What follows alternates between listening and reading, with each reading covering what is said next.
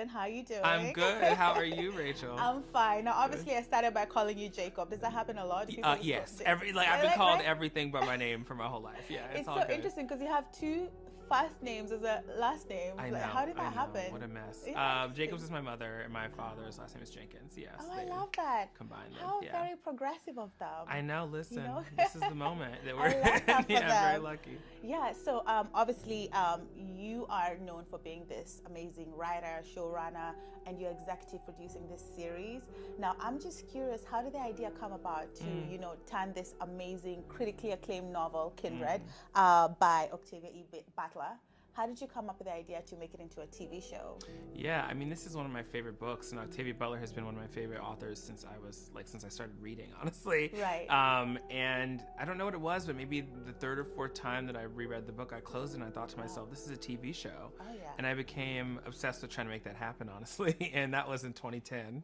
Wow. And for years and years, I was chasing the rights. I was begging everyone I could to help me out. And eventually it kind of came together in the form of Protozoa Pictures and Courtney Lee Mitchell, brilliant woman producer, who sat me down, and I said to her, stop trying to make a movie. It's a TV show. Oh, yeah. Yeah. And I just thought that the book itself is so much about time and spending time with people and watching them evolve and watching lives evolve, watching relationships evolve. And I just thought, like, this is a TV show, man. This is a TV show, and this is an odd context for it, but it's the context I'm ready to embrace. Yeah. Well, you know what? Congratulations on having that hunch, because I'm telling you, I couldn't stop watching it when I started. Even right now, as we're talking, it's so great to meet you, but I can't wait to get back and just keep watching.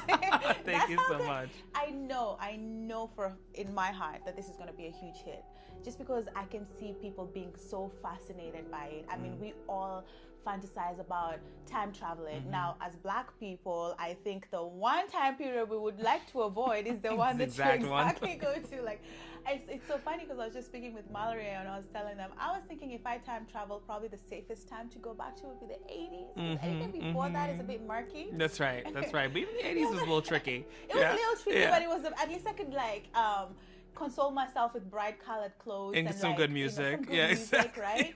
So this is such an interesting time period that the characters go back into. And as the executive producer, what effect do you think this will have on the public? Do you think it will be something that will bring about healing or in some kind of way? Do you think it's something that will sort of like enable us to sort of, because there's still a lot of racial strife in present day America, and here you have the two lead characters being a white man and a Black woman in a relationship, and then she goes back in time, which even for the character I can just imagine that's a very interesting dynamic, because you come from one world where you're being called the N-word, where you're in danger of being sexually abused, being beaten up, everything. And then you come back to the present, to this white man. I think I'd be a bit resentful. And my husband is white, by the way. I'm probably like, get away from me, So what effect do you think this is going to have on the viewers? I know what it has on me, but what? Yeah. I mean, every artist, I think, hopes to create something that inspires the viewer, that touches them, moves them, forces them to ask questions that lead to them feeling like they have a better grasp of who they are and what it is to be alive, so everyone wants that, right? Yeah. And I think for me specifically, this show is definitely not about whether or not slavery was good or bad. Like, I think we should all know the answer to that question, but really to ask yourself, like, what would you do in this situation, this moment that it's so easy from a distance to feel morally superior to, but there were human beings in this time period who were negotiating their daily lives much in the way that we are now, right? And how do we actually know that we're so far from some of the kind of emotional constraints or political or moral compromises that kind of define that time, So hopefully people kind of look into it and have an opportunity to reflect on themselves, and maybe that makes them better people, but at the very least you want to make people feel wiser inside their life. Yeah. And maybe it might inspire the audience to just sort of have compassion for the other party. That's right. Because when we look back at those times, we just think, one group is bad, the other one is good. Yes. But really, if you're born in those times, you didn't choose to be on either side, right? So that would be so interesting to see. Now, you said that you read this book 4 times and you were obsessed with it. So what is it about it that fascinated you so much? Is it the time travel aspect? Is it the character story itself? I mean, it's all those things, but really very vividly when I finished this book for the first time, I thought to myself, this is about me.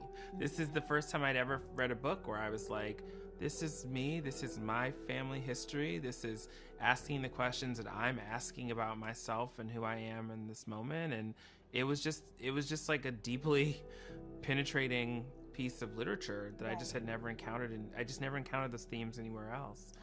And I felt a great desire to like amplify and sort of spread the word, because I felt like I wasn't that alone in the world. I know a lot of people who sort of have a similar kind of family history that to me, and that's really what it was. And I loved, Octavia Butler is such a visionary, and all of her books are so different, right? But she uses sort of reading and literature and sci-fi or sometimes vampire, stories to get at like really important themes and issues that define us as Americans, that define us as young, old, black, white, male, female. And that's just like the best thing a story can do, And I think the most interesting part is the fact that the character is in an interracial relationship, but I haven't gone far enough into the episodes.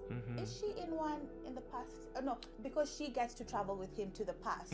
So you get to like see how they have very different experiences of the past. Right. Because when we think of that time period, we cannot even fathom, a black woman and a white man being in a relationship. We just see it as something non-consensual. That's right. So that's right. Gonna be so interesting. Yeah. So I asked this question to Mallory and Micah, and I asked them what time period would they personally prefer to go back to. And Mallory is so cute. She was like the 90s. Yeah. I know. I was there. Me and Micah were like right? I'm a 90s kid. Like, is it that long ago? I know, but she was born in the 90s. Yeah. I'm saying the 80s, and I was born in the 80s. Yeah, but you remember the 80s, right? Yeah. So I get it from that standpoint. But time has gone by. But what time period would you want to go back to if you could? Well, it depends on whether or not people know I'm there, right? If I can just sort of be a fly on the wall, there's all kinds of places I would go back to.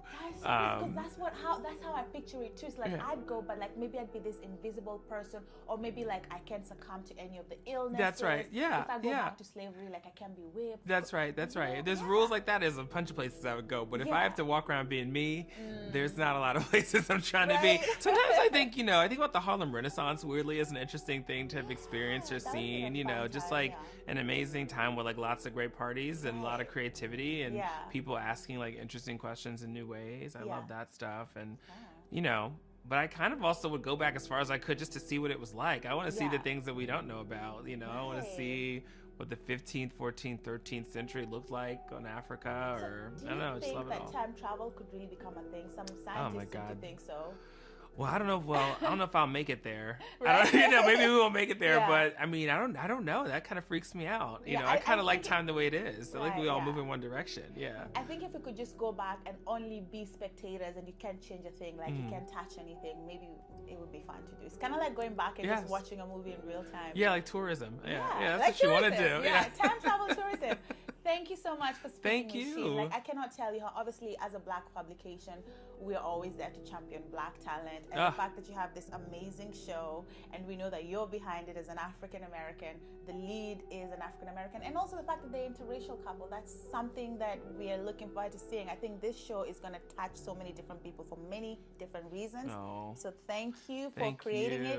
Thank you for letting Sheen come and be a fly on the wall with you. Of course, thank you for being my first. Yeah, thank you. Thank you for letting me be your first. Now let me get out of here and go watch the rest of it. Yeah, please.